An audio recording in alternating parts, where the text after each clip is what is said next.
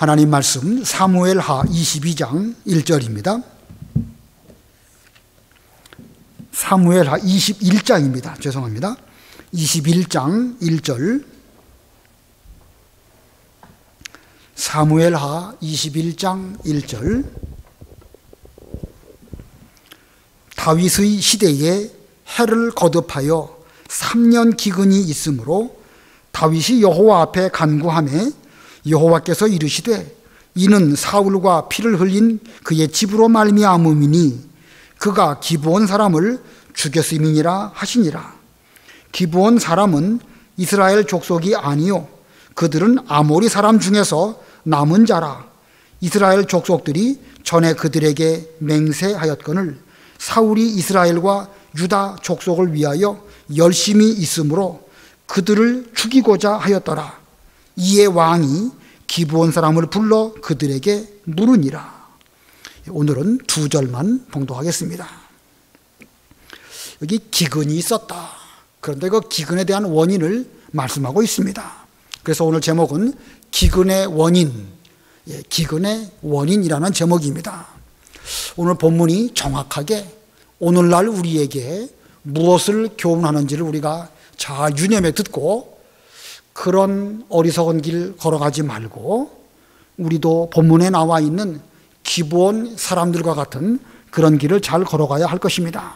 여기 1절에 보니까 다윗 시대에 해를 거듭하여 3년 기근이 있으므로, 우리가 지금까지 20장까지는 다윗이 여러 가지 일들을 겪는 가운데 압살롬의 반역 문제, 세바의 반란 문제 잘 지나가게 됩니다.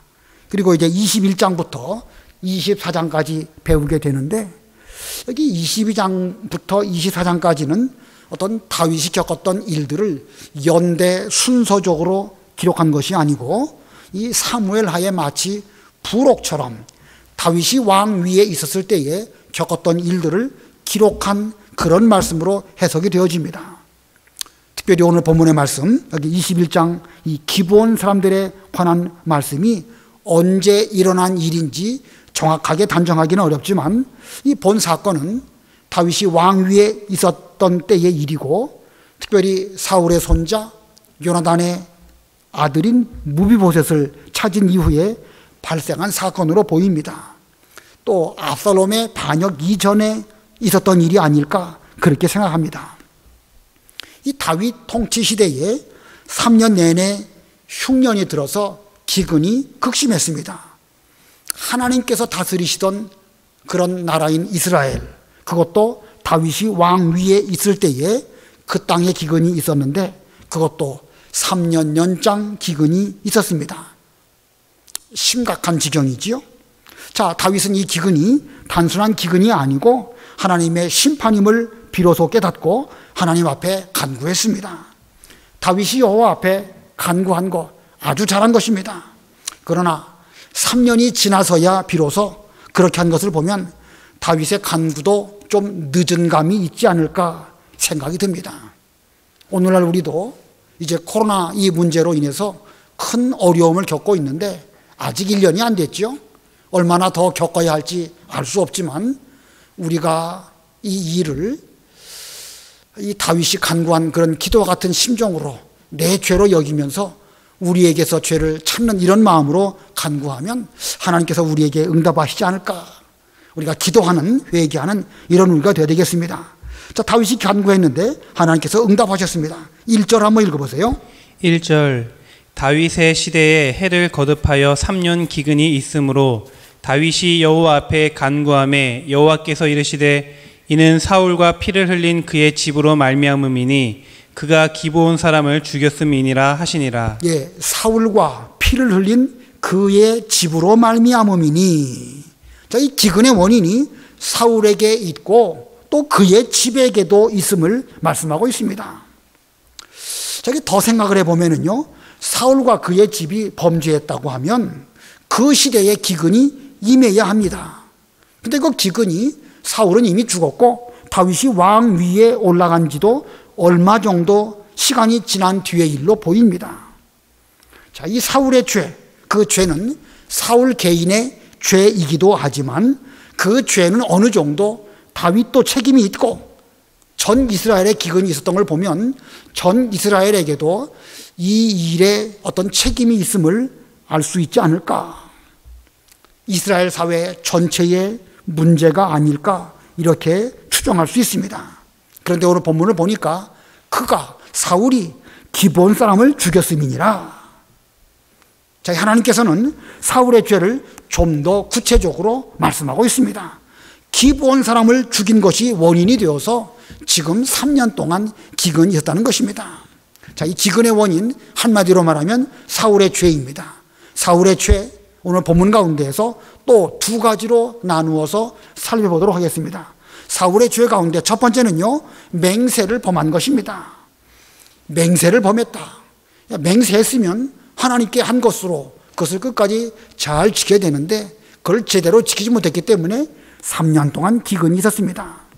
자, 이 사건을 정확하게 이해하려고 하면 다윗 때로부터 400년 전 이전에 모세의 뒤를 이은 여호수아가 가나안 땅을 정복할 때의 일을 알아보아야 할 것입니다. 상당히 오래전의 일이죠. 이스라엘 그 여호수아의 지도로 가나안 땅에 있는 7 족속들을 하나하나 물리치고 그 땅을 정복해 가고 있는 그런 때 일입니다. 그때에 히위 족속 가운데 하나인 기브온 사람들이 이 여호수아에게 찾아옵니다. 그 당시에 그 가나안 7 족속들은요, 이스라엘 민족이 홍해를 건너고 광야를 지나서 이제 가나안 땅에 이 하나하나 점령에 들어가는 것을 보면서 아, 저들 가운데는 여호와 하나님이 함께 하시는구나 라고 하면서 그들은 비로소 이 만만한 대상이 아닌 것을 알게 됩니다. 자, 그런 가운데 그 7 족속들은 힘을 다해서 자기네 이 기업인 가나안 땅 빼앗기지 않으려고 결심을 하였는데 그때에 이 기브온 사람들은 꾀를 써서 이스라엘과 화친 조약을 맺으려고 합니다. 그래서 그들은 사신을 이제 이스라엘에게 보내게 되는데 마치 먼 지방에서 온 것처럼 이 가나안 족속이 아닌 것처럼 변장을 하고 옵니다. 헤어진 전대, 찢어진 그런 기운 포도주 가득 부대, 다 떨어진 신발, 그리고 낡은 옷을 입고 이스라엘 사람들에게로 찾아옵니다. 그리고 그 기브온 사람들이 사신들이 말합니다. 우리는 먼 나라에서부터 당신들의 하나님 여호와의 이름으로 말미암아 왔습니다. 당신들의 하나님이야말로 참 하나님이신 것을 우리가 알고 이제 앞으로 우리가 당신들과 더불어 화친 조약을 맺고자 합니다. 그랬더니 그때에 이스라엘 백성들이 여호와께 묻지도 않았고 족장들은 덜컥 맹세를 했습니다. 여호수아 9장 14절 15절 읽어보세요. 9장 14, 15. 여호수아 9장 14절. 무리가 그들의 양식을 취하고는 어떻게 할지를 여호와께 묻지 아니하고 여호수아가 곧 그들과 화친하여 그들을 살리리라는 조약을 맺고 회중 족장들이 그들에게 맹세하였더라. 예, 그 기브온 사람들이 이제 음식을 가지고 왔는데 곰팡이 난 빵 이런 것들을 보면서 어떻게 해야 될지 하나님께 좀 기도해서 묻고 응답받고 하면 좋겠는데 그렇게 기도하지 않고 응답받지 않고 그만 그들과 화친하였고 또 그들을 살리겠다고 하는 조약을 맺을 뿐만 아니라 회중 족장들이 그들에게 맹세하고 말았습니다. 그런데 그렇게 맹세한 뒤 사흘쯤 지나서 비로소 그 기브온 사람들이 어디 사람들인지 들통이 났습니다. 그러나 이미 족장들이 여호와의 이름으로 맹세했으니까 이거 물릴 수도 없는 그런 상태입니다. 여호수아 9장 19절 20절 읽어보세요. 여호수아 9장 19절.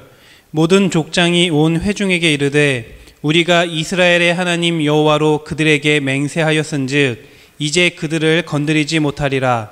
우리가 그들에게 맹세한 맹약으로 말미암아 진노가 우리에게 임할까 하노니 이렇게 행하여 그들을 살리리라 하고. 예, 족장들은 자기들의 입으로 맹세한 이것은 하나님 앞에 한 것이기 때문에 함부로 절대로 범해서는 안 되는 줄 알고 이건 이제 어쩔 수 없다 이렇게 그 말을 했습니다. 자, 이 구약시대의 맹세가 뭐 그렇게 대단하길래 하나님이 이 맹세 때문에 사람을 죽이시기까지 했을까? 지금 사울이 그 맹세를 범했는데 그 사건으로 3년 기근이 들고 여러 가지 문제가 있는 정도까지 이런 진노를 하실까? 자, 하나님께서 우리 인간들에게 하신 맹세, 하나님의 맹세가 곧 언약입니다. 언약을 맺을 때에 쪼갠 고기 사이로 지나가면서 맹세를 맺기도 하지요. 그런 면으로 볼 때에 하나님 입장의 언약은 우리 인간의 표현으로 맹세인 것입니다.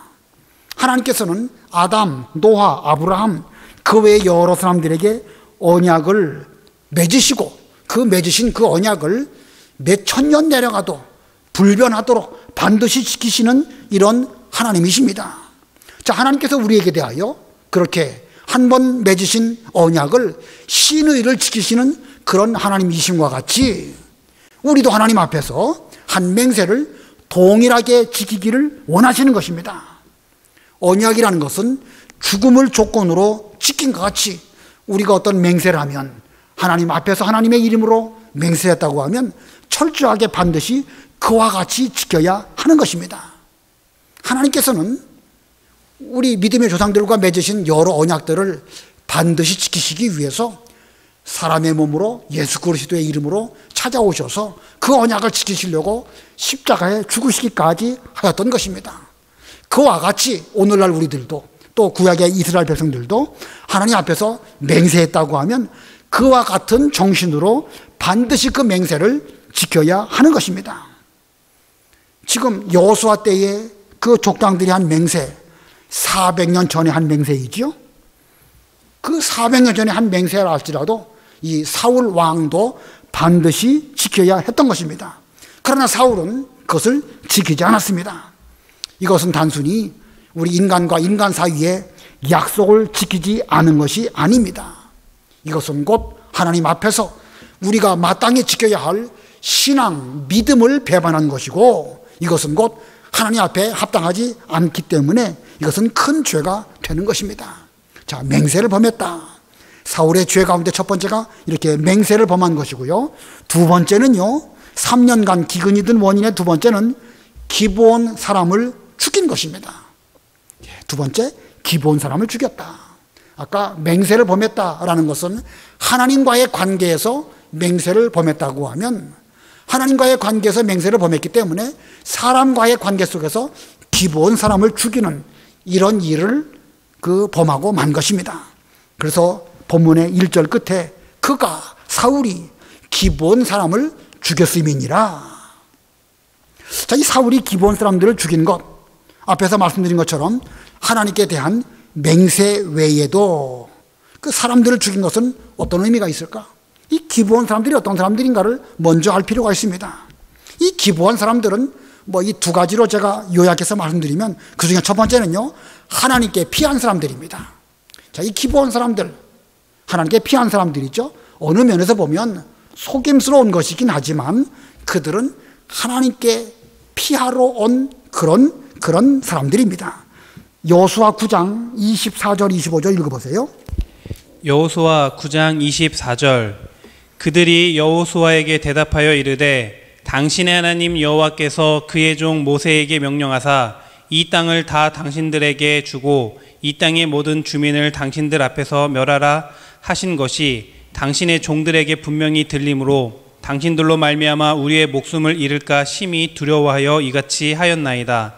보소서 이제 우리가 당신의 손에 있으니 당신의 의향에 좋고 옳은 대로 우리에게 행하소서 한지라. 예, 여호수아가 지금 어찌해서 이렇게 우리에게 속였느냐라고 말하니까 그 기브온 사신들이 지금 여호수아에게 대답할 말입니다. 그들은 당신의 하나님 여호와께서 모세에게 명하여 이 땅을 당신들에게 주셨고 이 땅 주민을 다 멸하라고 하셨음을 종들이 분명히 들었습니다. 그래서 우리는 우리의 목숨을 잃을까 봐 심히 두려워서 이렇게 속이고 당신들에게 왔습니다.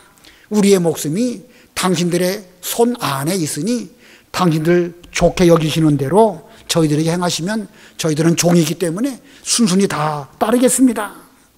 지금 이 기브온 사람들의 말을 잘 보면은요, 그들은 지금 자신들의 처지가 어떤지 알고 있었고 하나님이 어떤 분이신지 알고 있었고 그 하나님께 와서 피하는 사람에게는 또한 은혜를 베푸실 줄을 믿고 이렇게 종으로 와서 저는 죽을 수밖에 없는 사람인데 이제 하나님께 피합니다.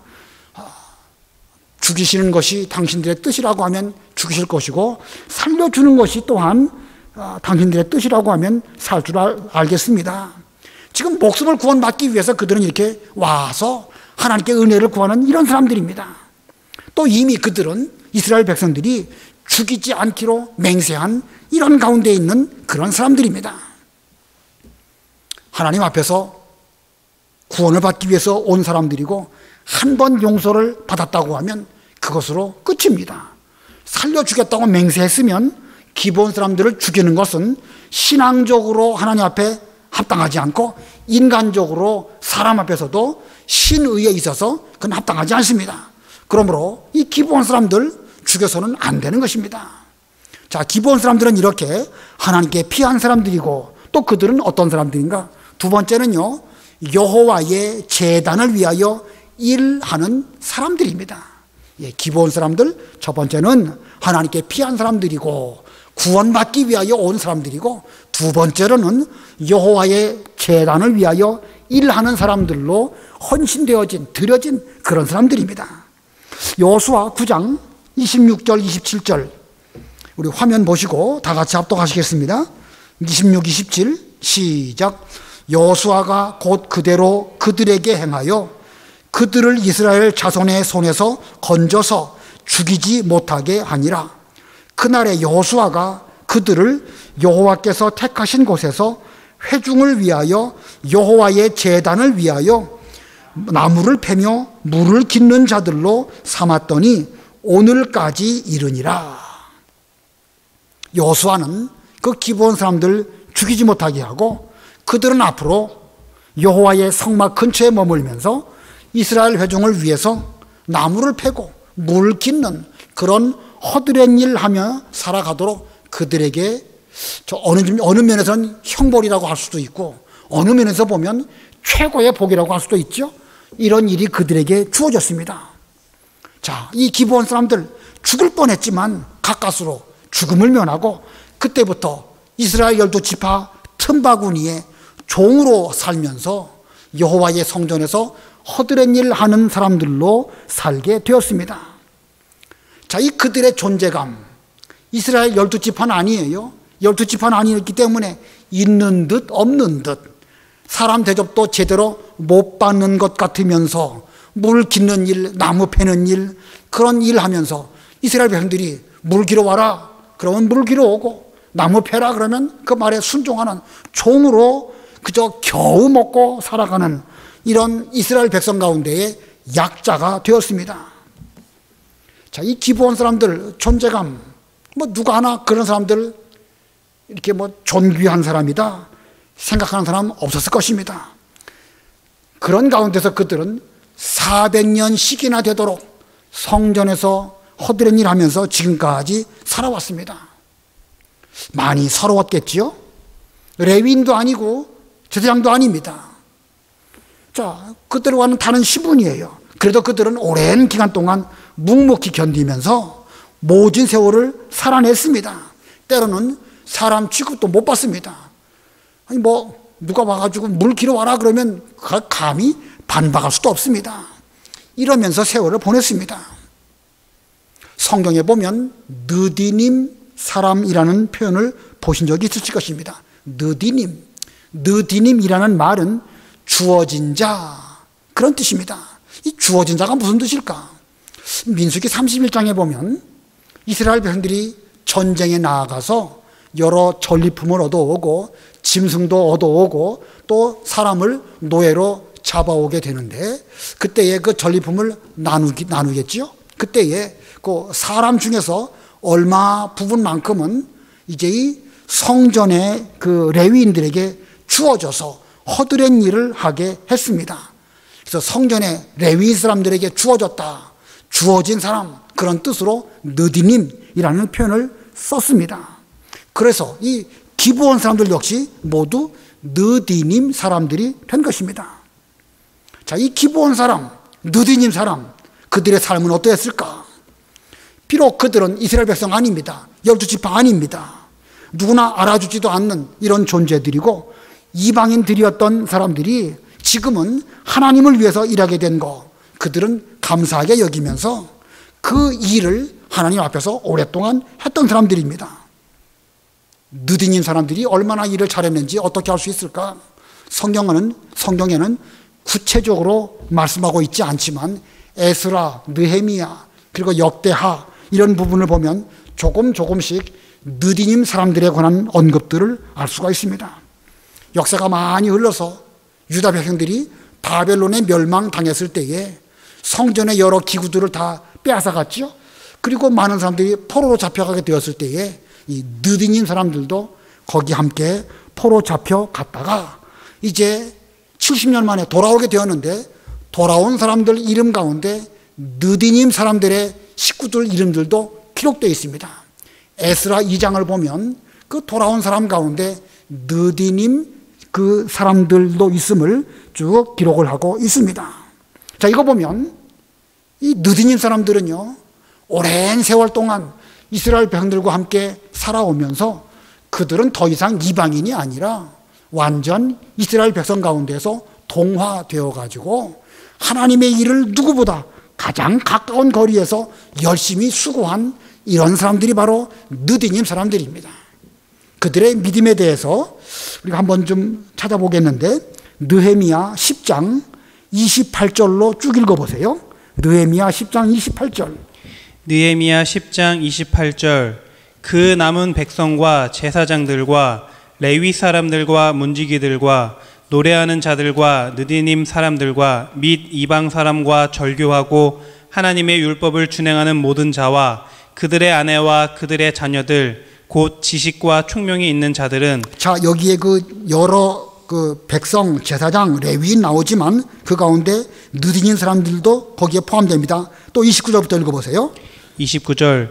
다 그들의 형제 귀족들을 따라 저주로 맹세하기를 우리가 하나님의 종 모세를 통하여 주신 하나님의 율법을 따라 우리 주 여호와의 모든 계명과 규례와 율례를 지켜 행하여 우리의 딸들을 이 땅 백성에게 주지 아니하고 우리의 아들들을 위하여 그들의 딸들을 데려오지 아니하며 혹시 이 땅 백성이 안식일에 물품이나 온갖 곡식을 가져다가 팔려고 할지라도 우리가 안식일이나 성일에는 그들에게서 사지 않겠고 일곱째 해마다 땅을 쉬게 하고 모든 빛을 탕감하리라 하였고. 예, 자, 이 여러 모든 사람들을 다 말하고 있지만 이 속에 느디님 사람들도 들어 있습니다.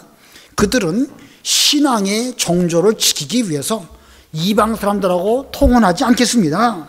그리고 안식일을 잘 지키고 안식년도 잘 지키면서 하나님의 섬기는 일을 잘하겠다고 굳게 맹세한 이런 말씀이 느헤미야 10장에 기록되어 있습니다.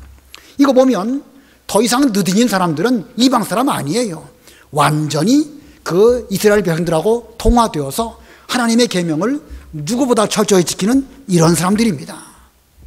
오늘 본문으로 돌아와서 사무엘하 2장 21장 뒷부분 보면은요, 이제 이 사울의 집 사람들에 대한 문제를 해결할 때에도 이 느디님 사람들은 자기들에게 자기들을 죽였던 사울 문제에 대해서 금이나 은이나 물질 문제로 해결하려고 하지 않냐고 율법대로 처분해 달라고 다윗 왕에게 말하는 그런 내용들이 있습니다. 이거 보면 이 느디님 사람들이 그 누구보다도 율법을 계명을 잘 지키는 이런 사람이었음을 알 수가 있습니다. 자, 그런데 이런 그 느디님 사람들, 기브온 사람들인데 사울은 그들을 업신 여기고 잘못된 열심으로 이 기브온 사람들을 죽였던 것입니다. 본문으로 돌아와서 본문 2절 읽어보세요. 2절.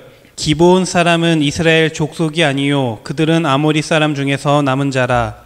이스라엘 족속들이 전에 그들에게 맹세하였거늘 사울이 이스라엘과 유다 족속을 위하여 열심히 있으므로 그들을 죽이고자 하였더라.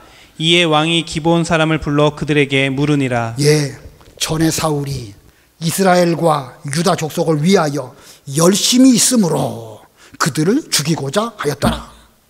이 사울이 지금 이스라엘, 유다 백성들 그들을 위한 열심을 가지고 오래전 여호수아 때에 족장들이 한 맹세를 잊어버리고 지금 이 기브온 사람들을 죽였던 것입니다. 이 열심, 이 사울의 열심이 제대로 된 올바른 열심일까? 그는 하나님 앞에서 아말렉을 진멸하라는 명령에 대해서는 불순종했던 그런 사람입니다. 지켜야 할 명령은 제대로 지키지 못하면서 지금 이스라엘과 유다 사람들을 위한다고 하면서 기브온 사람들을 죽이는 이런 죄를 죽였습니다. 오직 하나님께 대한 그 맹세는 지키지 않으면서 사람들에게만 잘 보이려고 이런 열심으로 한 열심, 이 열심은 삐뚤어진 열심이고 잘못된 열심입니다. 사도 바울도 한때는 그의 이름이 사울이었었죠. 사울도 잘못된 열심을 가지고 할 때에는 자기는 잘한다고 했지만 기독교인들을 죽이고 기독교인들을 감옥에 집어넣는 이런 일을 저지르고 말았습니다. 본문의 사울도 열심히 한다고 했지만 그의 잘못된 열심으로 맹세를 어기고 기브온 사람들을 죽이는 이런 일을 저지르고 말았던 것입니다. 심지어 하나님의 성전에서 일하는 기브온 사람들을 학살하는 이런 죄를 저지르고 말았습니다. 어느덧 세월이 많이 흘러서 사울은 죽고 지금 다윗이 왕 되었을 때에 3년 동안 기근이 지금 가나안 땅에 임했습니다. 사울의 죄로 말미암아 전 이스라엘 사회가 기근을 겪게 된 것은 이 죄가 단순히 사울 한 사람만의 문제가 아니라 어쩌면 당시에 많은 사람들 마음속에 이 기브온 사람들을 적당하게는 멸시하고 우습게 여기는 이런 면이 있었기 때문에 하나님의 징벌이 전 이스라엘에 임한 것으로 해석할 수가 있습니다. 자, 이 기근이 든 이유 지금 두 가지 설명드렸죠. 이 맹세를 범했기 때문이고 기브온 사람들을 죽였기 때문이다. 자, 이 사실 이것은 하나님 앞에 대해서는 맹세를 범한 것이고 사람에게 대해서는 기브온 사람을 죽였기 때문인데 이 하나님께 대해서는 맹세를 우습게 했기 때문이고 사람에게 대해서는 이 잘못된 열심으로 사람들을 죽였습니다. 이래가지고 그 결과가 3년 동안 기근이 임했습니다. 우리는 이와 같은 역사적인 사실을 오늘날 우리들에게도 적용해서 생각해 보아야 합니다. 이스라엘 민족이 출애굽할 때에 분명 12지파가 큰 민족을 이루고 올라왔지만 성경에는 그 가운데 중다한 잡족들이 있었다. 성경은 그렇게 기록하고 있고 오늘 배운 기브온 사람들도 이스라엘 백성들하고 동화되어서 살았고 모압 여인 룻도 또 이스라엘 백성들과 함께 신앙의 계대를 잇는 이런 사람이 되었습니다. 우리가 앞부분에서 이 다윗이 압살롬의 반역으로 피난 갈 때에 그 군대 가운데 구수 사람 곧 이디오피아의 그 흑인도 있었음을 전에 배웠죠. 이런저런 일들을 잘 살펴보면은요, 이 이스라엘 민족 가운데에 꼭 12지파만 있는 것은 아님을 성경은 우리들에게 보여주고 있습니다. 그러면 그 이후에 이스라엘 민족, 유대인들은 다른 민족하고 어떤 관계를 맺으면서 살았을까? 우리는 일반적으로 유대인 그러면 단일 민족으로 생각하는 경향이 있습니다. 그러나 그 말은 꼭 맞는 건 아니에요. 1948년 팔레스타인에 이스라엘이라고 하는 그 나라가 세워지게 되었을 때에 세계 곳곳에 이 유대인들이 다 거기로 와서 그 팔레스타인의 이스라엘을 세웠습니다. 그런데 그때 몰려온 유대인들 중에는 백인도 있고 황인도 있고 흑인도 있었습니다. 어떤 분의 말에 의하면 그 당시에 흑인 중에는 완전히 그 새카만 흑인 있지 않습니까? 그런 사람들도 유대인이라고 하면서 그 이스라엘 나라가 세워지는 그때에 거기에 참여했다는 것입니다. 왜 그랬을까요? 어떻게 해서 그렇게 유대인 하면 흑인, 백인, 황인 이런 여러 사람들이 다 섞이게 되었을까? 유대인들이 흩어진 자로 세계 곳곳에 살면서 그들은 불가피하게 혼혈될 수밖에 없었습니다. 그러나 그들이 유대인이라고 말할 때에는 신앙으로 하나가 된 그 사람들을 유대인으로 여겼던 거예요. 물론 피가 전혀 안 섞인 사람들을 무조건 유대인이라고 받은 건 아니에요. 특별히 그 모계 쪽으로 이 유대인의 피를 갖고 있는 사람이라고 하면 지금의 이스라엘 사람들은 유대인으로 여기고 받아들인 것입니다. 어느 면에서는 혼혈될 수밖에 없지만 신앙 안에서 여호와 하나님을 섬기는 그 믿음으로 하나가 됐다고 하면 그들을 동족으로 받아들였다는 것입니다. 이것이 오늘날 우리에게 교훈하는 것이 무엇이냐? 우리는 오늘날 외적으로, 인간적으로 다른 것 때문에 서로 구분하지 않아야 되고 신앙 안에서 하나가 되어야 한다는 사실을 보여주고 있습니다. 이스라엘 사회 내에는 12지파도 있었지만 그 12지파가 서로 구분하지 않았고 이방인 중에도 이스라엘 사회에 들어온 이 기브온 사람들이나 그 외의 다른 사람들도 따뜻하게 영접한 이런 가운데에서 그들은 오랫동안 오면서 오늘날 이스라엘이라고 하는 나라를 세웠습니다. 우리가 지난주에도 배웠죠. 비록 흩어진 자였지만 흩어진 자들이 서로 이스라엘과 유다가 화목하게 될 때에 복음 전파가 잘 이루어지게 된다는 사실을 배웠습니다. 그들은 흩어짐을 통해 가지고 화목을 이루게 되었고 그러면서 점점 복음운동이 퍼져나갔습니다. 이런 면을 볼 때 오늘날 우리도 나눠지지 아니하고 구별하지 아니하고 믿음으로 하나가 됐으면 서로 따뜻하게 영접하는 이런 교회, 이런 나라가 되어야 마땅한 것입니다. 국가적으로 볼 때에 우리나라에 여러 그 외국 사람들 들어오지요. 동남아 사람도 들어오고 흑인도 들어오고 심지어 아랍 사람도 들어오고 우리가 그런 사람들을 어떻게 해야 될까요? 당신의 나라로 돌아가시오. 더 이상 그들을 더 이상 한국에 자리 잡지 못하도록 차별하는 거 성경적으로 맞지 않습니다. 그러나 그 문제는 사회 문제이니까 여기서 말할 거는 못 되고 교회 내에서 하나님의 교회에 구원을 얻기 위해서 이렇게 피하여 온 그런 사람, 우리가 그런 사람들을 따뜻하게 영접해야 될까 말아야 될까? 반드시 따뜻하게 영접해서 반드시 하나가 되도록 해야 될 것입니다. 잘못된 열심으로 차별한다고 하면 그건 교회라고 말할 수 없습니다. 그러나 지금 제가 말은 이렇게 하지만 여간 어려운 게 아닙니다. 제가 가는 교회마다 들은 말은 우리 교회는 사랑이 없다는 말을 제가 많이 듣는데 이거 정말로 쉽지가 않습니다. 저부터도 그렇고 이 말을 듣는 여러분들도 공감하시는 면이 있을 겁니다. 우리가 다 따뜻하게 영접하기를 원하지만 쉽지 않거든요. 나는 따뜻하게 한다고 하는데 나그네로 온 사람이 뭔가 따뜻하지 못하다는 것을 느낀다고 하면 우리 교회가 문제가 있는 것이죠. 그러니까 내 중심으로 볼 것이 아니라 상대방이 혹시 기브온 사람들과 같이 여기서 평안과 안식을 얻기 위해서 왔다고 하면 그들이 따뜻하게 느끼도록 우리는 잘 준비를 하는 이런 교회가 되어야 정상적인 교회고 그것이 곧 하나님의 나라라는 것입니다.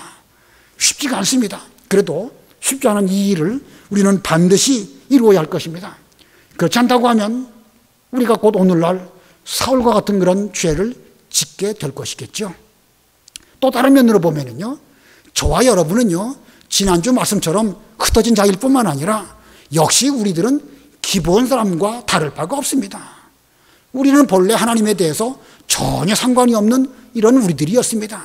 근데 어떻게 해가지고 겨우 목숨을 부지하고 하나님의 은혜를 받아가지고 하나님의 교회에서 이게 장작 패고 물 깃는 이런 일을 하면서 살아가는 은혜를 입게 되었습니다. 그렇다고 하면 누가 우리를 멸시하든지 누가 우리를 뭐 어떻게 한다 할지라도 나는 하나님 앞에서 하나님의 일을 하는 것으로 감사하면서 자신의 할 일을 잘한다고 하면 그 사람이야말로 최고로 행복한 사람이 아닐 수가 없을 것입니다. 아무쪼록 우리 모두는 본래 흩어진 자였고 본래 기본 사람 같은 줄 알고 누가 뭐라 할지라도 맡기신 하나님의 일을 끝까지 잘 감당하는 이런 사람이 되어야 될 것이고 또 다른 면으로는 우리에게 찾아온 여러 사람들을 따뜻한 마음으로 잘 영접해서 반드시 하나가 되는 이런 교회를 세워나가는 우리가 다 되어야 되겠습니다. 기도하시겠습니다. 살아계신 하나님, 사울이 잘못된 열심으로 이 기브온 사람들을 죽여 오래전 이스라엘 족장들의 한 맹세를 그만 범하고 말았습니다. 하나님의 진노로 이제 3년 동안 기근이 있었는데 하나님 이것이 오늘날 저희들에게 무엇을 교훈하고 있는지 마음에 새기는 이 시간 되게 해주시기를 간절히 원합니다. 오늘날 대한민국, 우리가 단일민족이라고 자랑하고 있지만 저희들도 이와 같은 어리석음을 범하는 일 없도록 붙들어 주시고, 특별히 교회 내에서 우리가 다른 사람을 나와 다르다고 해서 차별하거나 구별하거나 그렇게 해서 영접해야 될 사람을 제대로 영접하지 못하는 그런 일이 일어나지 않도록 저희들을 붙들어 주시기를 간절히 원합니다. 아무쪼록 원하옵기는 이 기브온 사람들이 늘 성전에서 하나님의 일을 잘 받들어 나아가는 가운데 비록 다른 사람들에게 존경을 받지 못하였을지라도 그들은 그 일을 묵묵히 잘 감당해서 끝까지 믿음의 계대를 잘 지켜나가는 그런 느디님 사람들이 되었다고 일깨워 주셨습니다. 하나님, 저희들도 이와 같은 길을 잘 걸어가서 하나님 앞에 인정받는 하나님의 백성들 되게 해 주시옵소서. 예수님의 이름으로 기도드리옵나이다. 아멘.